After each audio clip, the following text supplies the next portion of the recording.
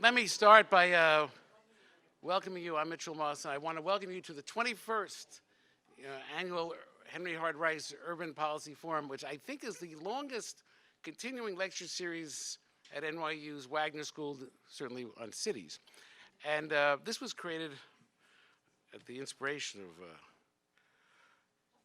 Eve and Ed Rice and Tim Madison and the late Peggy Rice to honor Henry Rice. I just want to say, but I'm especially glad that when this was put together, some of the people there are still here. And there's a guy here in Bermuda shorts, Alan Shapiro. He is the retired head of NYU's Planned Giving, and he put this together about 21 years ago. And you never get a guy like this to come to an event after you retire. But I want to thank Alan for his work, because he is the person who understood how to make a gift get into a legitimate form. And I think that we've done far more than we ever expected, because not only have we had a great series of speakers and over many years, Alan was able to see it through until he just retired. And next to him is our Senior Vice President, Lynn Brown, for University Affairs. And she was in the university administration and still is when this started, so I appreciate their support. Let me just say, this event has always tried to respond to the times, and so when we, soon after it started, the September 11th attack occurred, and I remember we had Paul Goldberger and Rafael Vignoli and David Rockwell discussing some of the problems of rebuilding. And then after the 2008 crisis, we had Gordon Brown, the former Prime Minister of England, obviously much too smart to run that government. You know, I think we're very fortunate this year. You know, this is a year in which climate change has become such an important part of the political dialogue when you can not focus on the White House. And so it was clear we should have someone do this. And I went back into the New York history, and in the 60s, New York had a drought, and there was a genuine concern by the then Mayor John Lindsay of what to do if we had a drought. And someone said, well, you had better start work on the third water tunnel, which had been thought of in 1936 when the second water tunnel was finished. And they said, well, what should we do? And they had to find a geographer and a water expert who could understand New York's water system. And they then turned to the leading expert, and he was a professor of geography at Johns Hopkins, Abel Woolman. And he was brought to New York, and he helped give the rationale for why a third water tunnel was done. And so although we don't have free trade in the United States anymore, we do have free travel. And so I said, well, let's see who we can find to do this. And you know, even as someone who believes in New York knows, sometimes you have to go outside the 5 boroughs to find an expert. We found Matt Kahn, who will be introduced later by our dean. So I want you to know that actually we've drawn on Hopkins to get the third water tunnel, and now we're trying to come back and draw on Johns Hopkins for some expertise as well on climate change. So I'm really pleased that we have him here. But I really want to thank all of you for taking the time to come tonight, because, you know, everyone in New York has something more important to do than what they do, right? And so, you know, that's the definition of this city. How do I make a choice? And all of you made a choice to be here, and I want you to know I want to thank you for taking the time. But more importantly, I hope that, you know, I learned one thing over many years, you know, at the end of any event, you know, do you learn something? That's what I figured. The only thing a university can say is, did you learn something from whatever you did? Go to a class, a lecture. And I can assure you this is the one time I can promise you will learn tonight. So let me introduce our dean that makes everything work at the Wagner School and so well, Sherry Glide.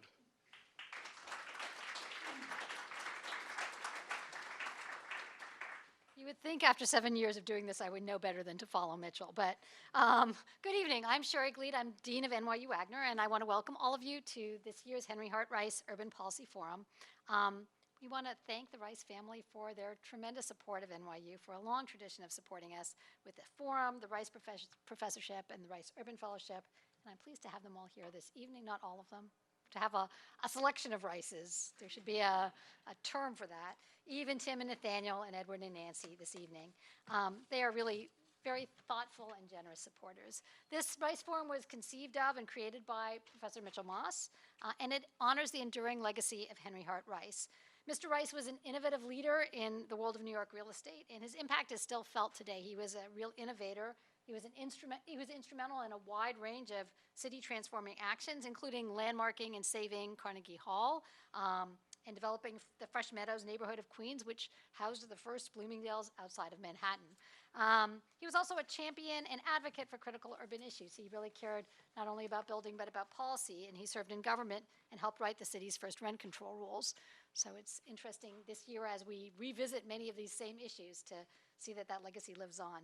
We are very grateful that the family has chosen to honor his legacy through great and lasting contributions to NYU Wagner. Our mission here at Wagner is to prepare the world's future public service leaders to have an effective and lasting impact on the public good. And one of the ways that we feel it's important to do that is to expose them to different perspectives on important critical issues.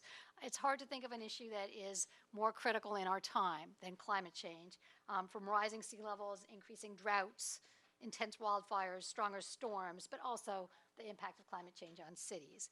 And tonight, Matthew Kahn, one of the leading scholars on global environmental challenges, will expand on this issue. Matthew is now the Bloomberg Distinguished Professor of Economics and Business and Director of the 21st Century Cities Initiative at Johns Hopkins. He is one of the leading scholars in the world on environmental challenges facing cities. He's the author of Green Cities, Urban Growth and the Environment, Climatopolis, and Blue Skies Over Beijing, Economic Growth and Environment in China. There's kind of a color thing going here. But actually, I know Matthew because we were both assistant professors together in the brutal days back at another university in New York, somewhere to the north of here. We suffered through many similar experiences. We both came through it unscathed. It's wonderful to see him here tonight, and we're delighted to have him. Welcome, Matthew.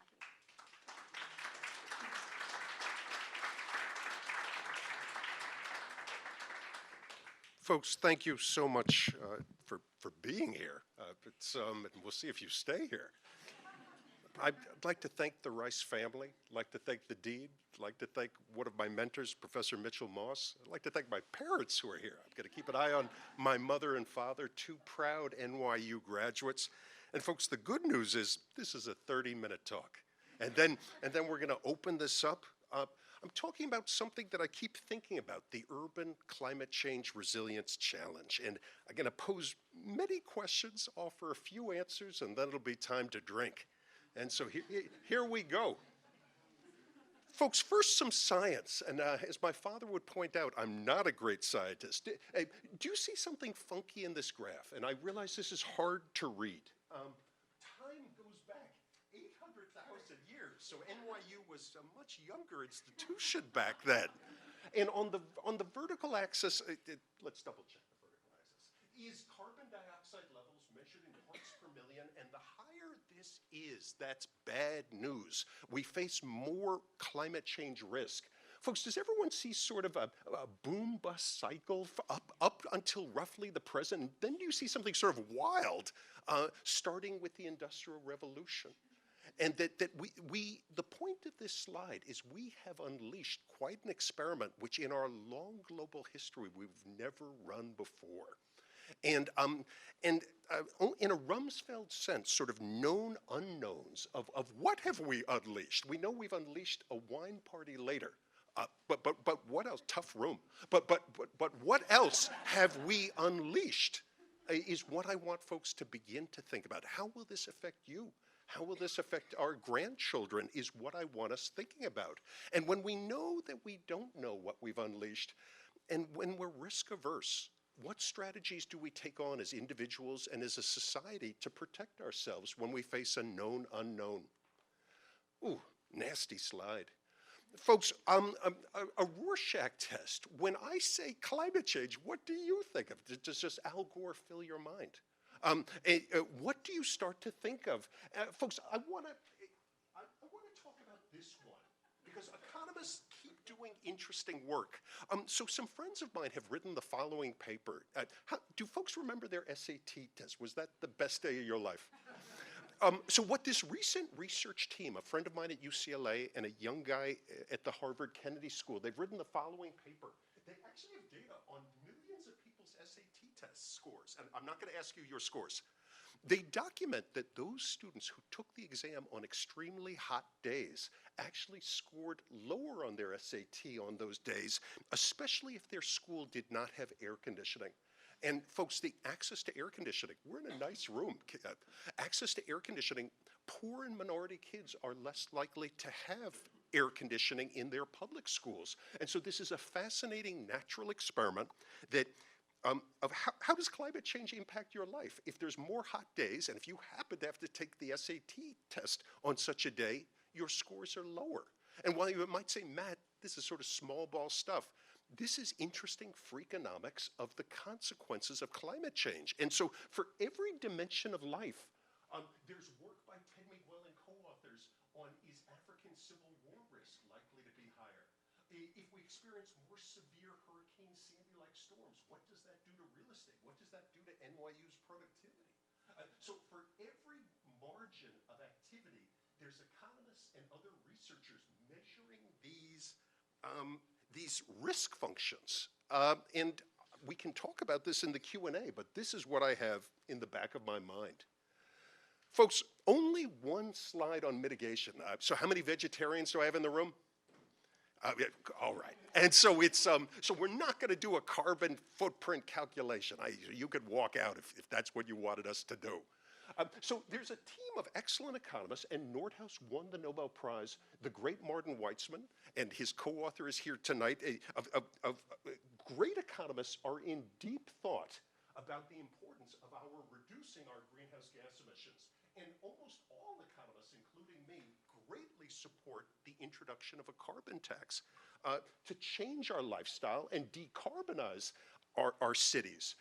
Ed Glazer and I wrote a paper that I'm proud of, where we rank cities with respect to their carbon footprint, and I'd be happy to talk about that later. We made, so what Glazer and I were up to in this paper is calculating for the same household size with the same income, what would be a family's carbon footprint if they live in San Francisco, Houston, in every city? And that was a fun paper. But an economist's definition of fun. Folks, what I've been doing for the last several years, and I'm hoping that Yale Press will publish this book, is I continue to work on the challenge of adaptation. And it will be easier to adapt to climate change if we reduce our greenhouse gas emissions. Folks, here's the litany of questions that interest me. And let's see if any of these interest you. Because of the majority of us live in cities, and because we're risk averse, I'm very interested in what efforts will we take to protect ourselves against these new risks we've unleashed. How successful will these efforts to protect ourselves be? Who will bear these costs? So is anyone we can come back later to your portfolios of coastal real estate. I'm very interested in who is bearing the risks of what we've unleashed. What else do I have for you? Folks, what role will both firms and governments play in fueling adaptation? And folks, for the nerds in the room, what's the job of the nerds? Can we be part of the heroes in this story of helping us to adapt? And what new career opportunities will there be for young people in tonight, the adaptation challenge? Folks, I'm going to come back again and again to optimism and pessimism. Were you hoping for just doom and gloom? Doom, gloom. But my mother has also strongly instilled in me to not be wishful thinking. So there's going to be good news and there's going to be bad news, and you'll know when both are coming. Folks, something that fascinates me and that is at the heart of my work is the big data revolution. That we have more, of course there's climate skeptics. We can talk about climate deniers, but we have more and more data every day. Because of the big data revolution, we know more and more about the objective risk we face. And I am part of this data collection and data crunching that's going on, that's improving our capacity to understand the risks. I think it's terrific that we have this young set of environmental activists keeping this issue in the news. Folks, this interests me very much. So by Bayesian, I mean the following. If I pull out a coin and say, what's the probability I flip a head? You're going to say 50%. If I flip 20 heads in a row, are you going to begin to think that it's a fair coin, or are you going to begin to update your beliefs about that risk? So something that interests me very much is, for many young people, it's clear that we face the climate change challenge. For others who might be more skeptical about the risks we face, as the New York Times and other credible media sources continue to cover the climate challenge, do people update their beliefs? And if they don't, what risks are they posing for themselves and for society if they're very stubborn about updating their beliefs about the world? And so this issue of risk perception interests me greatly. Folks, now an infomercial, and let me fill out my conflict of interest forms. First Street Org is a think tank up and going in Brooklyn. I take no money from them, and I will never take a dime from them, but I have a research partnership with them. What First Street is doing is let me toggle between my maps. So this is a map of our New York region, and we can continue to stare at this map. What I asked First Street to do was to show everyone their capability of showing the historical flood risk different parcels face, and going forward, going 15 years out, what flood risk will be faced in the future. So folks, I'm going to just toggle back again. So this is not going to be terrific. I can keep toggling, and you can look at this. But First Street, for every parcel of land in America, is creating this historical flood history for every parcel, and they're using their predictive science to predict the flooding that might occur in the future. Folks, if I were to give you a quiz, I'd want to, well, let's repeat this. So what I'm beginning to do with First Street is George Akerlof won the Nobel Prize in part for his famous work on the market for lemons. So how many remember that QJ paper? Oh, got one, all right. Tough room. So folks, the market for lemons is that you should never buy a used car because the seller, why is the seller selling the car? The seller knows more than the buyer and is gonna try to sell you a lemon. It is often claimed in the media that we're going to have a market for lemons for real estate, that you're going to see the seller's going to know the extra risks the property face and is going to sell the property to a naive buyer who then is going to face a day of reckoning as the seas rise.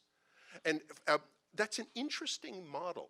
Trade occurs when people disagree about probabilities. We bet on the Super Bowl because people disagree about which team's going to win. Often trades occur because of a disagreement. If we all agreed on who's going to win the Super Bowl, is anyone going to bet? Oh, tough room.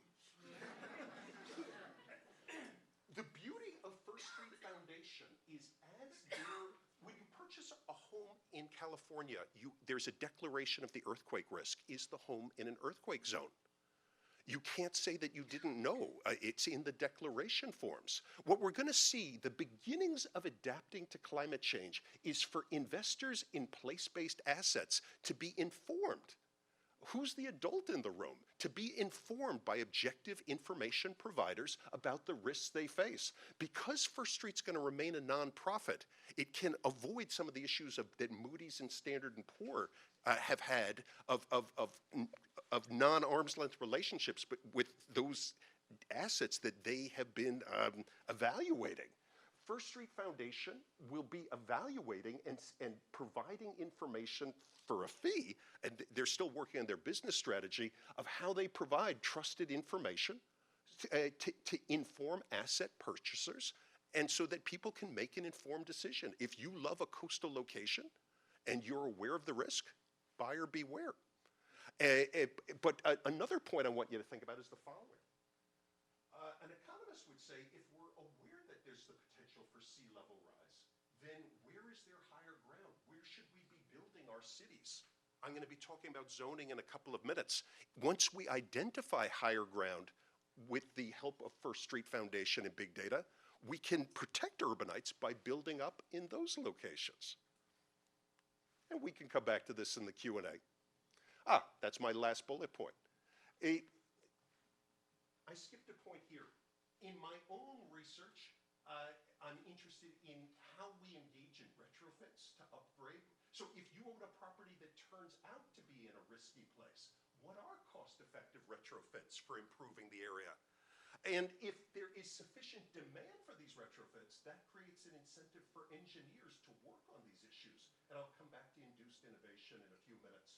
Folks, I am working on this point if the mortgage industry becomes aware that you are thinking about borrowing at a property that's risky, they're going to lend to you at a higher interest rate to reflect the risk premium. They're going to provide you with incentives to take precautions to protect your house. And so this information plays a very crucial role in nudging capitalism to step up to price the risk. And we'll come back to zoning a little later. I apologize for the busy slide. Folks, I want to tell a bald man's story, since this room is all of a sudden looking a little tired. Why does Rogaine exist? If I were the only bald man in the world, there would be no Rogaine because there's no market. A point that comes out of dynamic economics is if enough people have the same problem, that actually creates a market for entrepreneurs who can solve that problem. And so I fully understand that climate change potentially causes great suffering. There's a sort of irony that the anticipation of that suffering actually creates a market. So Daxon and I published a paper, that a danger of climate change skepticism. So folks, let me make a smart point. Many fear climate deniers, saying we don't have a carbon tax because of climate deniers. We'd be more likely to have a carbon tax. It would be more likely to pass in the Congress if more people feared climate change. Another challenge posed by climate skeptics, which is a polite word for climate deniers, is if people deny that their house faces flooding risk, they're not going to seek solutions for that challenge. That chips away at the market and reduces the incentive for entrepreneurs to innovate to address those issues. And so I'm very interested in the role of capitalism as a constructive force, helping us to adapt. And if a certain segment of the market doesn't know they have this demand, then there isn't a market, and that reduces the incentive for the private sector to step in. Folks, I now want to talk about the public sector. And here is New York City's Chief Resilience Officer. And what we see in many major cities is the beginnings of thinking about stress tests. So I was just talking about the private sector playing a key role, but the public sector also plays a key role. And here's a great quote, and let's have a test of my eyes. So here's a quote from her on the webpage. I'd ask you to read this, since I'm having trouble seeing it. Good. Good. So this is NYU. At other West Coast schools I've taught at, I would have had to read this out loud. So good. It is, and so I will wait for my father to read this. What I see, starting with Mayor Bloomberg's administration and into Mayor de Blasio's administration, is in 2008, President Obama, we had these stress tests of the banks, of which banks could take a run, and a similar point in climate economics, of which of our, in different cities, we need to understand we have this old capital stock. If the subway system floods, what cost does it take to pump the water out and to get the system moving again? For the key infrastructure that keeps a city functioning, what do different Mother Nature shocks do to it? And if we anticipate this and we're risk averse, we take proactive steps to reduce these risks. And this is the simple economics of cost mitigation, of risk mitigation. What are the benefits? What are the costs? Mayor Bloomberg addressed this, and I will let you read this as well. Folks don't want me to read to you. Of the infrastructure we have at risk, Mayor Bloomberg pointed to the positive benefits of building codes, that Hurricane Sandy did very little damage to those New York City buildings built after the enaction of building codes. And so there's very interesting issues in the economics of regulation. When you build to code with better windows, yes, that means businesses incur some more costs, but you're buying implicit insurance against an increasingly scarier risk, Mother Nature. And a risk-averse, so something that interests me very much is if a mayor takes these precautions, will she be more likely to be rewarded, or will she be called a Chicken Little? And so this is something that interests, tough room, everyone's thinking reception. These are issues that interest me very much. Will those mayors that step up on resilience be rewarded by voters? Folks, I'm watching my timekeeper. The reason I think mayors will be is the following. Baltimore did not recruit Amazon HQ2. Baltimore very much hoped that Amazon HQ2 would go to Baltimore. Those cities that proved to not be resilient in the face of climate shocks businesses won't move there and successful businesses will leave there. So even cities with climate deniers, as mayors, if they see that they're losing their job base because firms want to be in locations that are stable and low risk, will have an incentive to step up and be resilient. Folks, is that point clear? Keeping an eye on my mother.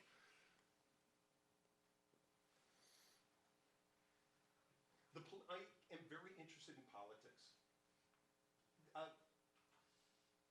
So we basically just did this.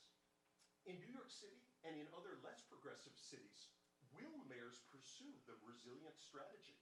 I think that the answer is going to be increasingly yes, because firms are profit maximizing. Firms don't want to face risk. And if there's cities that are not prepared for climate shocks, these are risky cities to be in. And so there's actually a profit motive for cities to step up on the climate change challenge. I have been asked questions about whether real estate owners, whether it's Trump or whether it's a single family home, will they make investments to upgrade the safety of their homes? There's an upfront cost for protecting such real estate, but you get a longer stream of benefits if these assets are better protected. We're going to need certification. And this is going to create new jobs for young people. So we now Energy Star certify buildings that they're energy efficient.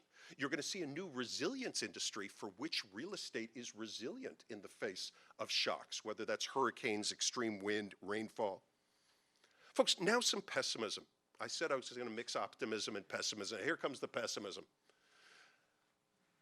Climate change, because there are so many market products that the rich can use to offset climate shocks, the poor will disproportionately bear these shocks.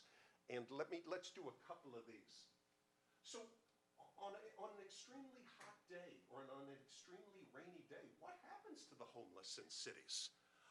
So something that I'd like to do, but that I'd need IRB approval for, would be to put one of these Apple Fitbits, to ask homeless people to wear these, and just on extremely hot or unpleasant days, what happens to their health? Where are they? How do they adapt on these days? And we don't know the answer to this. There are many products that the poor cannot afford that would help them to adapt on extreme days. As I think about some of the challenges, a cell phone, a fridge, and air conditioning are key examples of products that make an extreme day less unbearable. But these do have a cost.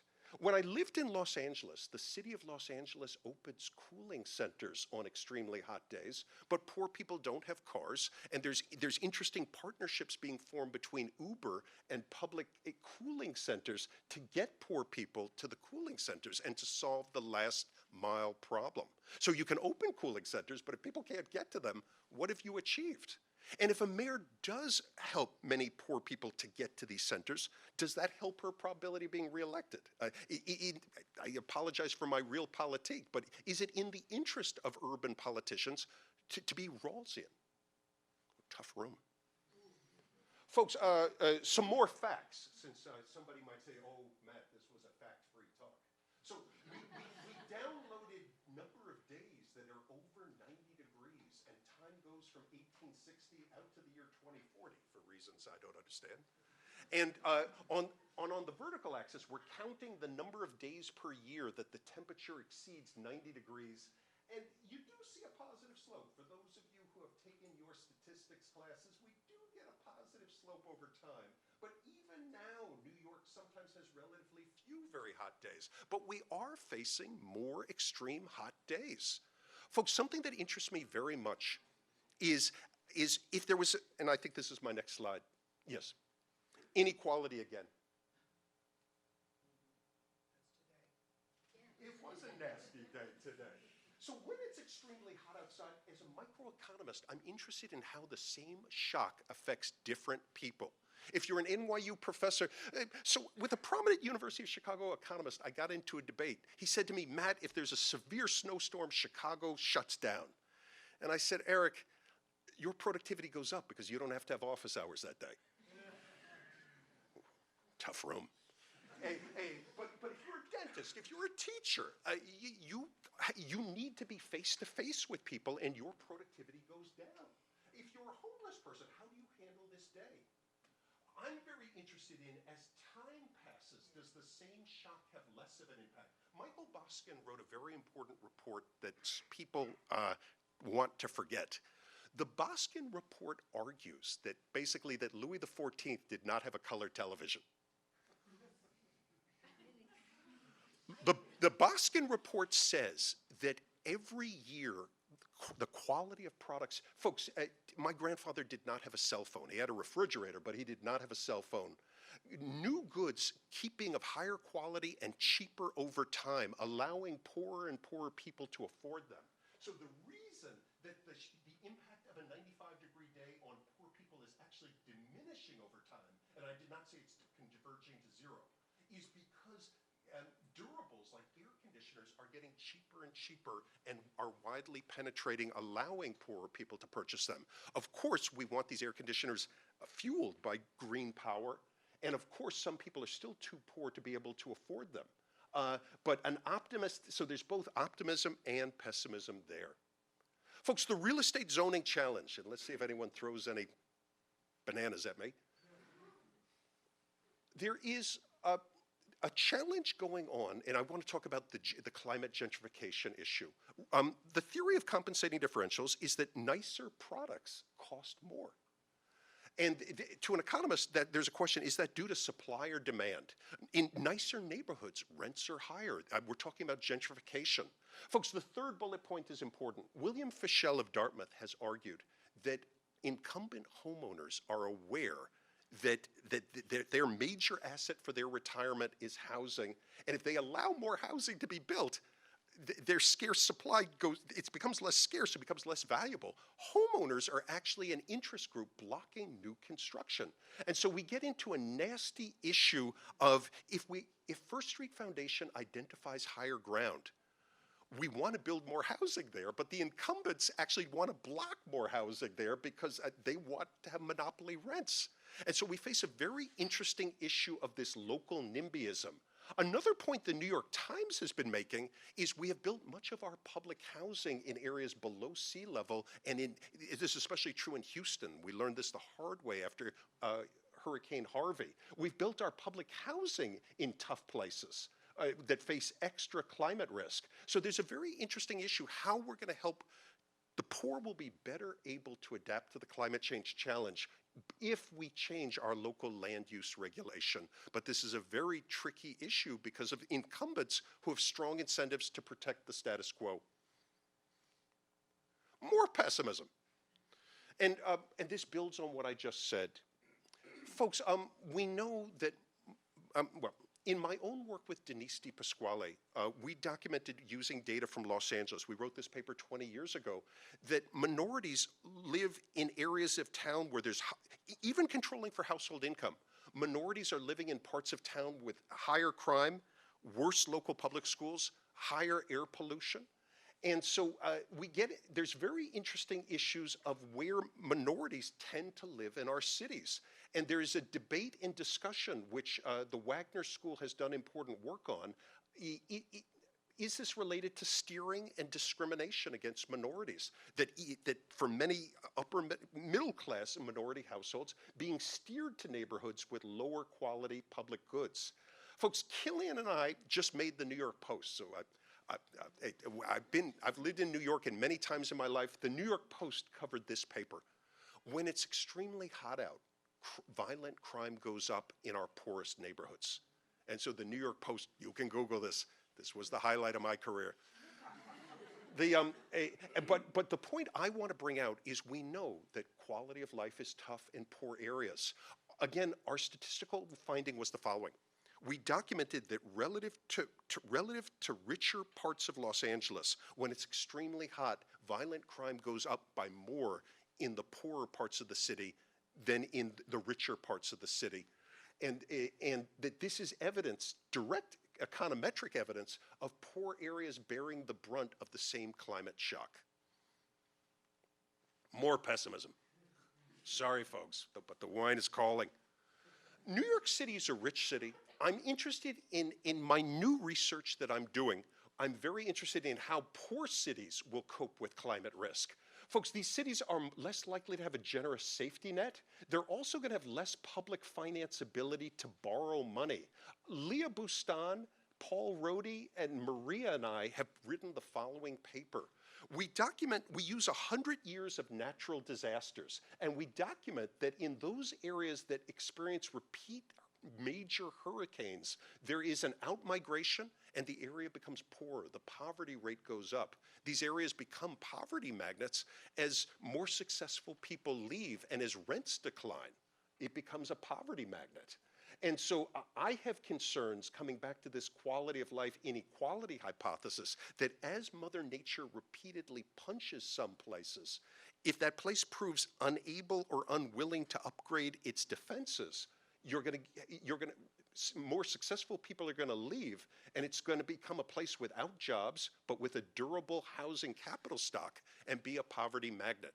And I think that this would be very unfortunate for all the reasons that Wagner scholars talk about. Folks, I was in the New York Times this week, and let me talk about myself. So Chris Favell is a very impressive reporter. That's not me, that's Chris. And so what Amin Wazad and I have done is the following. It has been claimed that Republicans will purchase all coastal real estate from Democrats, live in those homes, and then when the seas rise, they'll go bankrupt. An alternative narrative is the following. People purchase homes with a loan. Folks, suppose that you could purchase with $1 down a coastal home and just borrow the rest of the money. If sea level rise turns out to not be that big of a deal, you pay back the loan. But folks, you can always default on that loan. In our new paper, we study the following. There's never been a good paper until us, mortgage finance. Maybe that may have been an exaggeration, but I'm not being videotaped. Mortgage finance in the face of rising climate risk. We document the relationship after 15 major hurricanes. We study how mortgage lenders respond, and we document that, folks, what Fannie Mae and Freddie Mac do is they purchase loans from lenders. So if you're a bank and you can issue a loan, but then you can sell it to the GSEs, you can get this off your books. And we document this coincidence that after natural disasters, you see the major national banks continuing to issue loans, but suspiciously selling many of those that are conformable to Fannie Mae and Freddie Mac. Because Fannie Mae and Freddie Mac have not been charging a higher fee for more risky loans, they've actually created an incentive for for-profit banks to not be the adult in the room. So let me do this one more time. If banks had to keep loans they issue on their books, they would have much stronger incentives to hire the best young people to screen these loans because they would be at risk. But if you know that you could sell these loans to the federal government, we will keep talking about this. That diminishes the incentive to be the adult in the room and to hire great human capital to prepare. Conclusion. Folks, what my work has been about, what my Green Cities work has been about, and when I meet the mayor of Baltimore next month, what I want to say to Mayor Young is the following. Those cities that can grow their own talent, attract their own talent, and retain talent grow. Chicago made a comeback because of its attracting talent. And New York City, which was a very tough place in the 1970s when I grew up here, has had an amazing few decades. I asked my undergraduates at Hopkins, do you plan to stay in Baltimore? And very few say yes, and this is actually a very bad sign about Baltimore's future. Again, those cities that that have a brain influx will grow.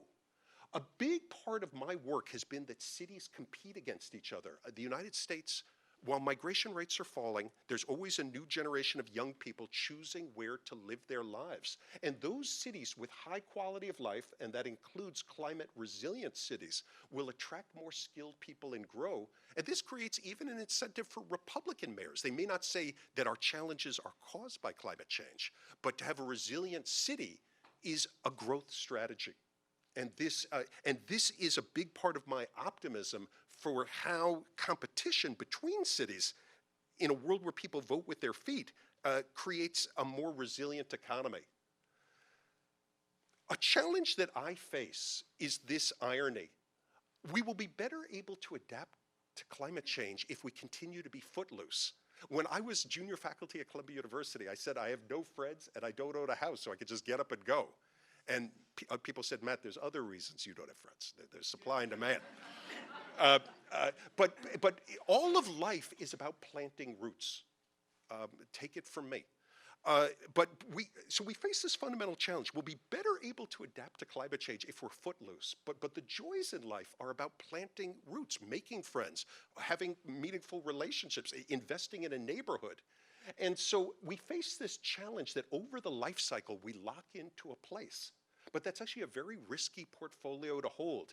Devin and I published a paper 2 years ago on the economics of Lego, that we need a capital stock, so you can commit to the New York metropolitan area, but the ability to reinvent your life within New York and a modular capital stock would allow us to re-optimize as we learn about risk from the Fleet Streets of the world.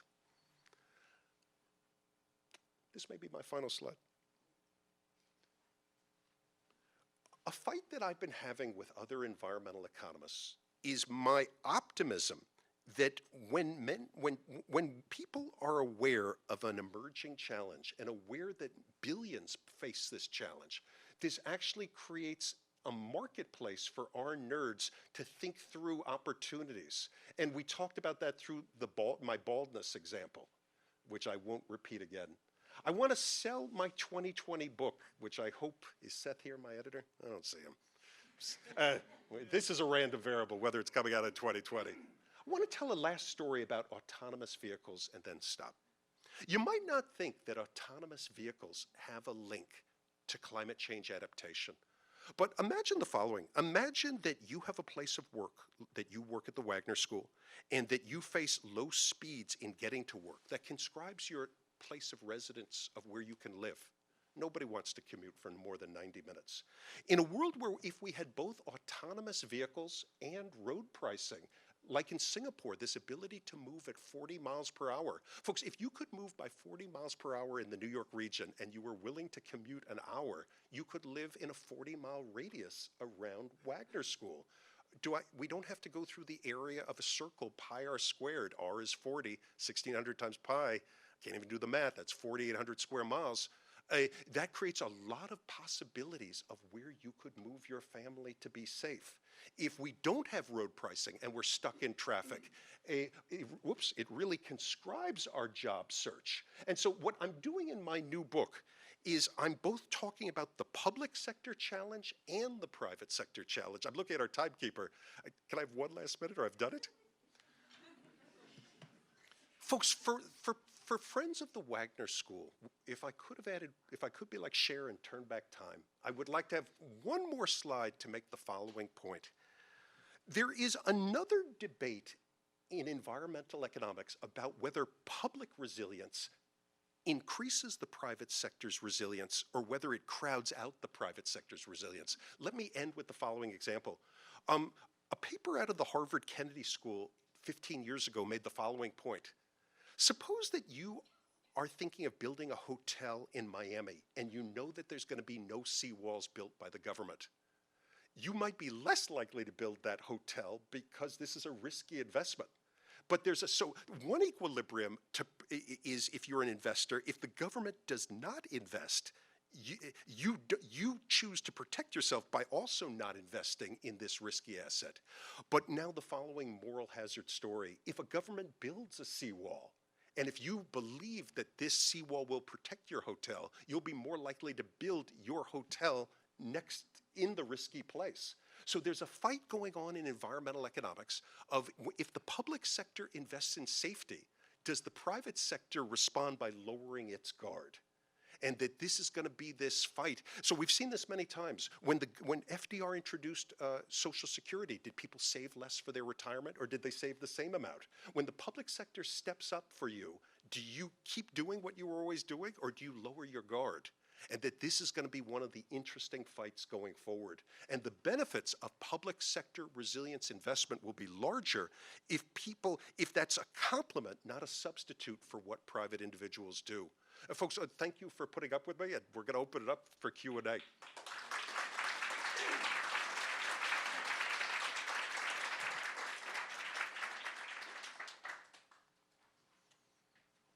think there are mics in the room, so we want to make sure we have a fair distribution. Thank you very much, Matt. You should take, do you need water? No.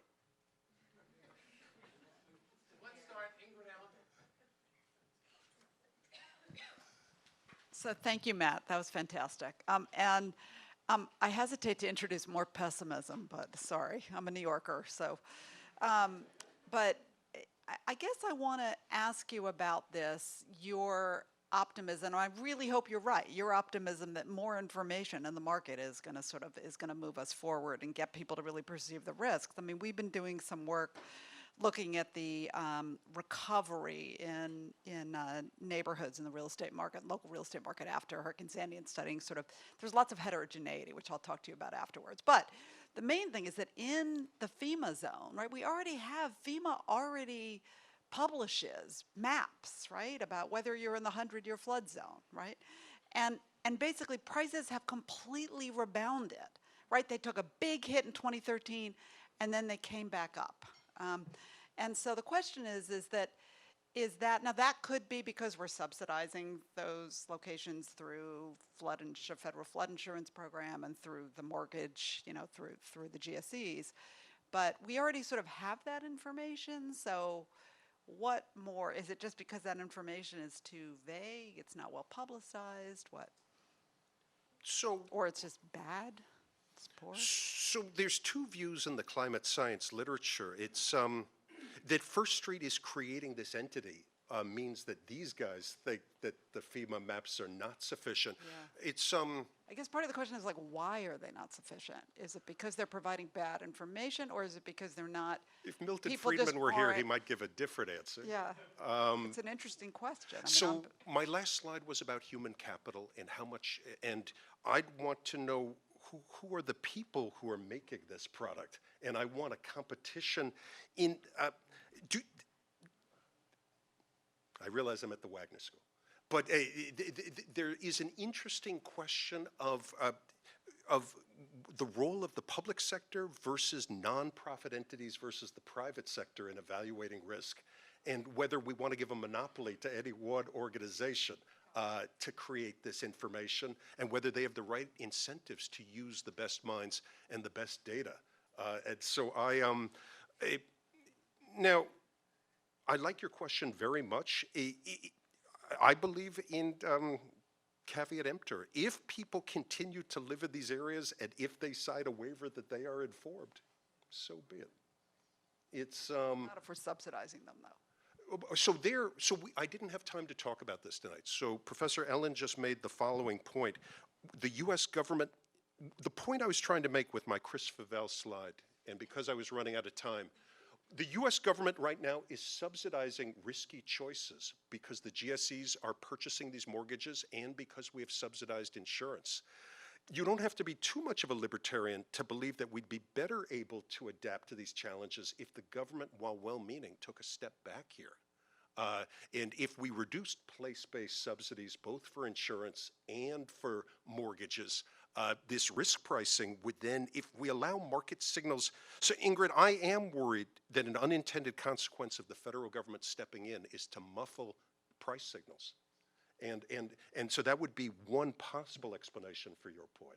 And we haven't run, my critics have said, well, Matt, how would you do this? How do you phase out an entitlement where the incumbents know they gain from this? We can slowly phase this out. And we've seen under President Obama a mandate that you have to buy insurance for health insurance. We could have something similar for flood insurance of expanding the zone, and that you have to hold some minimal level of insurance. And if you want more insurance, you could buy more. I love the question. We haven't run all of the experiments to truly test out the answer.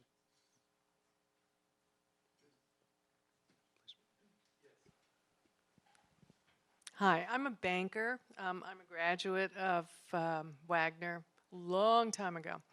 And I live in San Francisco, which makes me, kind of suspect. But as a banker, and I don't give out mortgages other than corporate mortgages to corporations, But I do know that corporations, when they get mortgages, and also when I got a mortgage on my house in the Jersey Shore years ago, I had to get a flood survey. I had to get some form of insurance and private insurance, and that made it all the better. So a flood comes in, and I'm going to give an example of the Jersey Shore. Flood comes in. I close on my house in 2 weeks. They say, the flood doesn't come in once every 20 years. So 2 weeks later, my place got totally flooded from a hurricane that was out in Bermuda, and there wasn't even a hurricane in Jersey. Flood insurance covered it.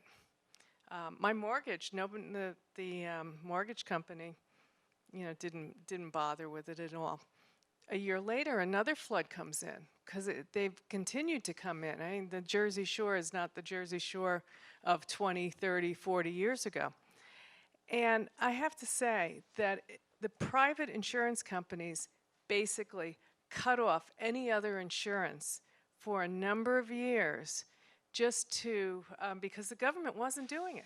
The government didn't step in and say, the government said, yeah, go ahead, pay them all out. We'll, pay them the maximum amount that they can get on their insurance, on their flood insurance. So the private insurance companies that did give out flood insurance said, we're not going to cover anything on the shore. And for a number of years, they didn't do it on Long Beach Island. And so so when you have the government, making all these really stepping in and subsidizing versus private industry, you need private industry to step in. You can't have the government. So I really agree with you on having So I agree with you. Yeah, it's absolutely terrible. Yeah.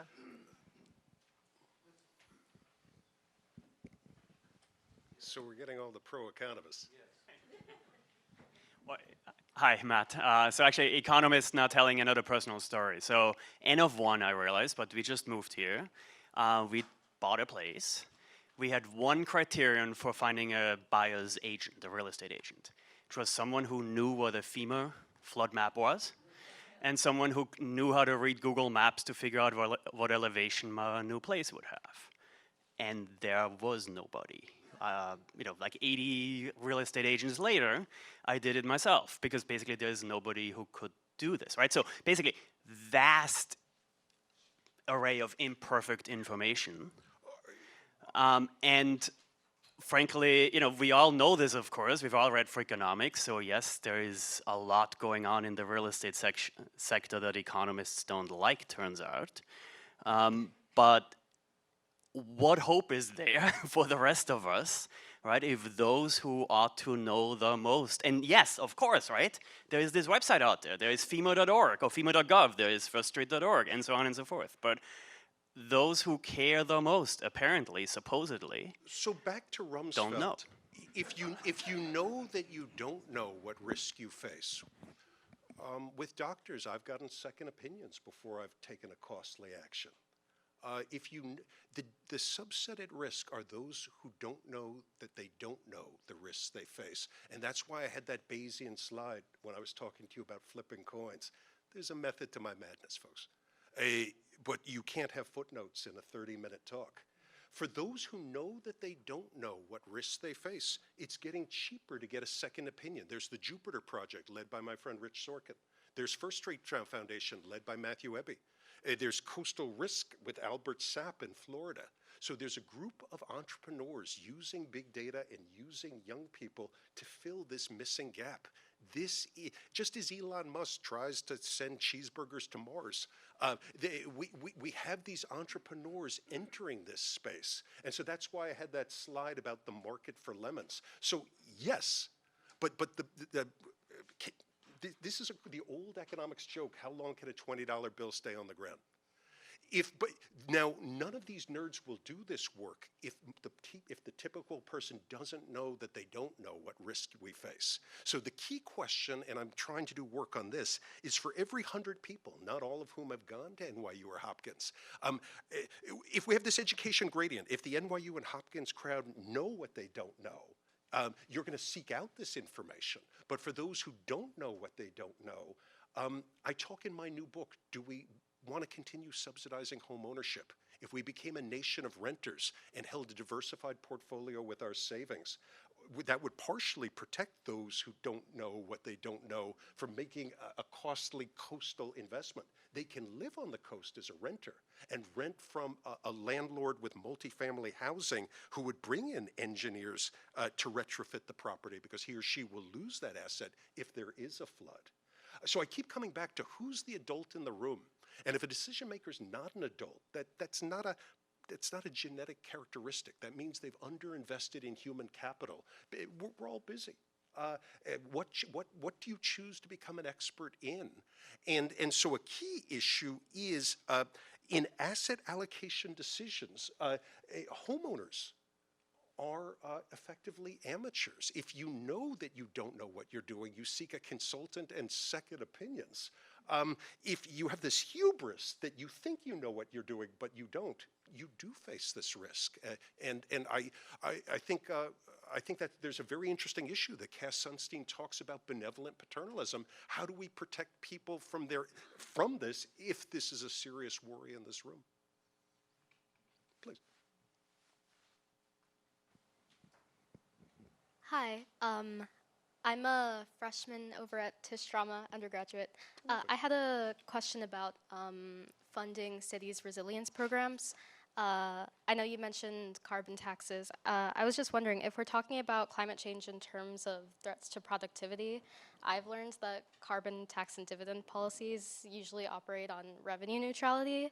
So I was wondering about the possibility of, instead of subsidizing, like taking public control of fossil fuel divestment, would that address risks by creating revenue for cities' resilience funds? You've been well trained. So, so I love that question. Folks, California was one of the first states to start cap and trade, and Jerry Brown faced a very interesting decision. Governor Jerry Brown was sitting on $20 billion per year, and he faced the following choice. Did he give it back to the Californian people as a dividend, and sort of to purchase moderate Republican support? Or do you keep the money and give it to the University of California? So UCLA was cheering that he just keep the money. And then what happened was, and this infuriated some folks, he actually gave the polluters a fair chunk of the money back so that they wouldn't sue and fight the cap and trade system. But no one is laughing. What's very interesting about your point is given our old infrastructure in cities, there's going to be a multi-billion, perhaps trillion-dollar expenditure to upgrade our capital stock. We will need new sources of revenue, and I think a carbon tax could be earmarked for that. But I think a similar fight will break out of, do you lump sum it back to people? Do you let government keep it? Or do you give it back to the polluter to buy their vote so that they don't oppose the regulation? But I like your vision very much that this would be a new source of money to upgrade our water treatment facilities, to upgrade our airports. I agree with you. Who's teaching your course? Who's teaching that environmental class? So this is what you do? I'm very impressed. Very impressed.